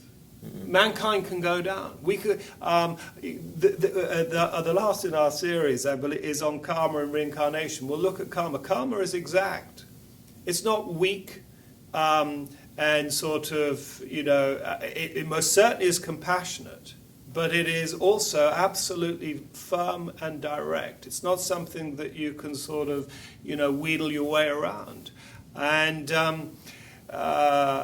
so I think maybe in answering that question, which brings up the question of when the next master will come, because I think unless we radically change on this earth, I think the next master will come quite soon. It sort of almost depicts a situation of the threat of a nuclear war. And, even as we're having this conversation, there's concerns over what's happening with Russia and Ukraine. We don't have the time to get into that, but, we're filled with crises. And which people are worried that could potentially turn into a nuclear conflict. It could potentially, for sure. And the Aetherius Society is putting out spiritual energy to help prevent that, as are every spiritual person, worker, who's putting out spiritual energy. Because in the end of the day, it is all oneness. And as mentioned, that energy goes into the oneness. In reality, there's only one of us here. It's all absolute oneness. But the question and the cosmic plan, salvation and enlightenment of mankind, is for us to awaken to that reality, that it is all God. Another question, I think, Jasmine? Since the third civilization, you said there may be an end to the third civilization, which is predicted by Sanat Kumara. Right. It may not happen because there is much more awareness of spirituality these days. That's right. The question is on the question of the third fall following Maldek. So the first was Lemuria, second was Atlantis, and the third possible one would be now. And the question is, will it? And that's what we're all talking about. And the great hope is that it will not, because of the tremendous work that the Cosmic Masters are doing, and the tremendous work that people like you are using the energy given to us by the Cosmic Masters, because they can't do it themselves. They can only help us do it. And we have to open our minds and our hearts and use this energy and extend their energy to help turn ourselves around. Yes. We should put in the positive energy towards it more. Absolutely. So that this thing should not happen. That's what we're spending all of our time doing. That's exactly right. Glenn? I was going to say, for those viewers that may be tuning in on YouTube, you may want to tell about our website and 12 blessings and the prayer power and other things that we do at the Aetherius Society to help in the evolution and spiritual evolution of the planet and mankind. I think that's down. It's already I on. think they. Well, we're not entirely, I suppose, naive in the whole marketing sense, and I'm sure that when we do put this up as a YouTube video, if we're thinking a little bit right, we'll probably and hopefully remember to put our website there, where people, of course, can get more information. And I'd like, on that note, thank you there, Glenn, for the prompt, to tell people about, I mentioned earlier on the 12 blessings. We now have a 12 blessings website, 12blessings.org, which, you know, for anybody who wants to be of greater service, not everybody can take part in things like prayer power because of location, but everybody can perform the spiritual practice of the 12 blessings. And we now have online live services of the 12 blessings. In fact, we have one later today. Yep, we have one later today. Another question, I think, was there, Shima, do you have a question? No, I don't have a question, but I just want to add to Paul's answer to Bill's second question. Wow. If I may. All right, let's Absolutely. We'll go back on that The one. point about how giving service can help us raise Kundalini. So we're told by the Master that by giving service, Kundalini will rise in a natural, unforced That's right. fashion. Yeah. So, and now is definitely not the time to detach ourselves from the civilization, and it is key for all of us to help give service to raise everybody else alongside ourselves. Service. Thank you, Shima. That's because I think, I may be wrong, but I mean, maybe people are, we've gone over our time. I'm just being a little bit conscious of the time. But our next will be on the spirit world, the spirit realms. And I will be doing that with Ashima. So maybe we can look a little bit into what Ashima's talking about in terms of service and how it impacts our life beyond, because one thing is sure, we're all going to die. We're all going to die, believe it or not. And we've all lived before, and we'll all go through this process of reincarnation. And what we do in this world is going to impact what happens to us when we pass on, and how we come back. And that all is governed by the great universal law of karma, which will be the fourth lecture in this series, Karma and Reincarnation. So some of these questions we will either address or can be answered in the forthcoming classes. That should probably wind us up. Yeah. Thank you very, very much for coming. Thank you, Paul. Thank you, Brian. And Cosmic Plan. Thank you.